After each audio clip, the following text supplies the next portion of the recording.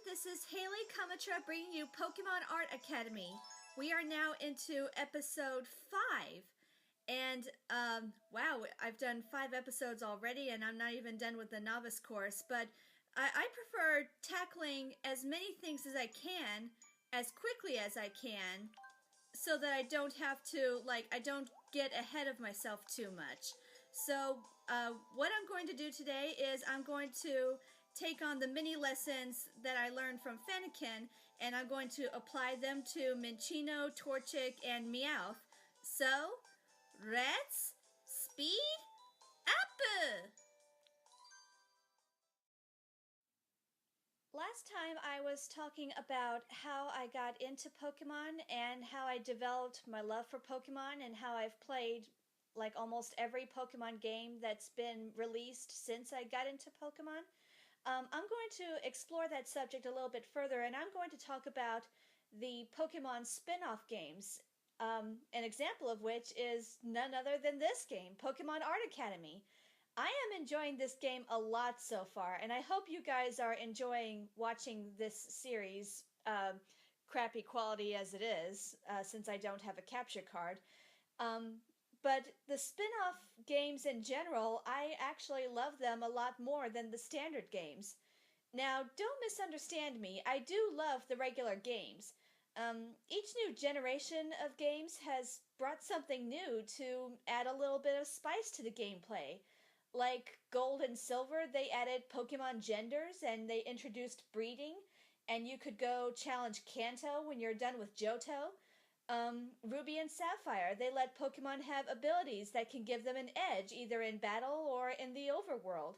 And they also added secret bases and Pokemon contests, both of which I like a whole lot, and I'm really looking forward to those when Omega Ruby and Alpha Sapphire get released. Diamond and Pearl, they revamped the moves so that they can identify what's physical and what's special, whereas previously they were defined by type. And they also added some pizzazz to the Pokemon contests by having your Pokemon dress up and do a little dance. That was fun. And in Black and White, they incorporated seasons: spring, summer, autumn, winter, and it was really cool to watch the different areas. Like in winter, when there was snow buildup, you could access different areas. I mean, I could go on and on about everything new that they have brought into each new game in order to spark new interest, but at the core, the games have the same objective. You get your first Pokemon, you take on the gyms, you collect your badges, and you challenge the Elite Four and the Champion, and all the while you're trying to fill up your Pokedex as fast as possible. After all, the motto of Pokemon is gotta catch 'em all. But the spin-offs are a little bit different. They take the concept of Pokemon and they show it off from a different perspective, and it doesn't matter if that change is a little bit or a lot of it. The first side game that I've played, and the one that I most often feel quite enthusiastic about, is Pokemon Snap. Now, I don't care what anyone else says, Pokemon Snap is a classic. I mean, you still gotta catch 'em all, but you do it with a camera. You're taking pictures of Pokemon. And not only that, but this was the first Pokemon game that had it completely in 3D. And this was, 15 years ago? And I discovered that it's still a favorite among some Poketubers even to this day. I mean, about a month or two ago, I saw that Justin Flynn was doing a speed run of Pokemon Snap on Twitch. How awesome is that? Now, Pokemon Snap is very near and dear to my heart. I still own my N64 with Pokemon Snap. I got rid of most of my other N64 games, but that game I still have to this day. And in fact, it's the one spin-off game that I keep wishing and hoping and dreaming will get a sequel. Now, personally, I've never owned a Wii and I don't own a Wii U, but if they were to make a sequel to Pokemon Snap for the Wii U, with more courses and more Pokemon, I would take the money out of my savings account and buy both a Wii U and that game. I mean, yeah, they did re-release that game for the Wii Virtual Console back in, 2006, 2007? but let's be honest. That was several years ago, and it was only a re-release. Nothing new about it, and nothing changed except for Jinx's appearance. And first of all, 15 years ago, we had only 151 known Pokemon to exist, right? And that game only allowed us to photograph 63 of them, right? That's less than half. So imagine with me the possibilities if even half of the current number of Pokemon were part of a sequel. So we have, like, what, 720 Pokemon in existence now, give or take a few, I guess. That's a good rough estimate. If we had proportionally the same number of Pokemon in a sequel, percentage-wise, that would be like about 300 Pokemon in a sequel. And secondly, the technology of 3D graphics has improved tremendously over the last 15 years. I mean, so not only new Pokemon, but also new courses and new layouts can be used in a sequel. And something else that kind of kindled my hope for a Pokemon Snap sequel was a demonstration done by Abdallah Smash 026. He was at, I think it was E3, and he was doing some kind of demo play for a Captain Toad game. I think it was called Captain Toad's Treasure Tracker or something like that. And I remember that the first half of that video was like Captain Toad getting into this rail cart and shooting turnips at stuff in a first-person shooter style play. And when I saw that, I was saying to myself, if only that was a new Pokemon Snap. I mean, the graphics were incredible. The technology is there. I just wish that Nintendo and Game Freak would actually implement it. I could go on forever about how enthusiastic I am about Pokemon Snap, but there are other Pokemon spin-off series that I enjoy a lot. Another one of which is Pokemon Ranger. Now, I've never played the first Pokemon Ranger game, but I have played both Shadows of Almia and Guardian Signs. And between the two, my favorite is Guardian Signs.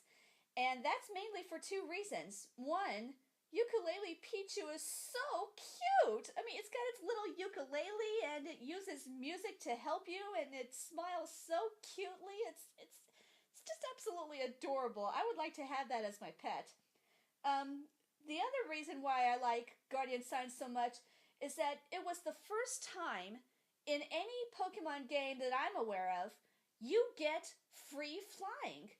Not some cheap flight cutscene, but actual flight with actual flying Pokemon encounters.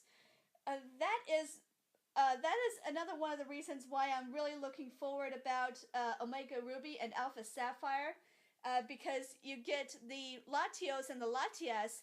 Now, I don't know if this is exclusive to their Mega Evolutions, but you get to have free flight. And, I mean, it'll be amazing to have sky battles with wild Pokemon, and maybe you can actually meet sky trainers in actual flight, too. I don't know if that's going to happen or not, but that would be amazing. A couple of other series that I really enjoy playing a lot are both the Mystery Dungeon series and the Colosseum series. They're both still similar to the standard games, the point of which is to raise the Pokemon in order to take down tougher and tougher opponents, and you have 4 moves to have in your moveset, but it's also different. In Mystery Dungeon, you're not a trainer raising the Pokemon, you are the Pokemon. You answer your questions and you pick your personality. Gates to Infinity, you just pick the Pokemon straight off. But you become the Pokemon, and it feels more personal that way.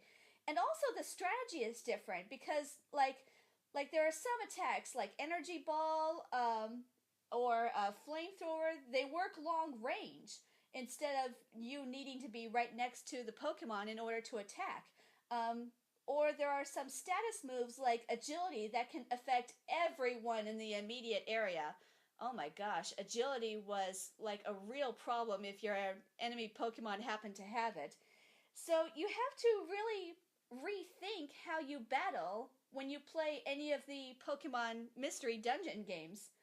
Um, and the Colosseum series, they work very similarly to the standard games too, except that both the battles and the overworld are in complete 3D, and it had a very unique story both through Pokemon Colosseum and Pokemon XD Gale of Darkness.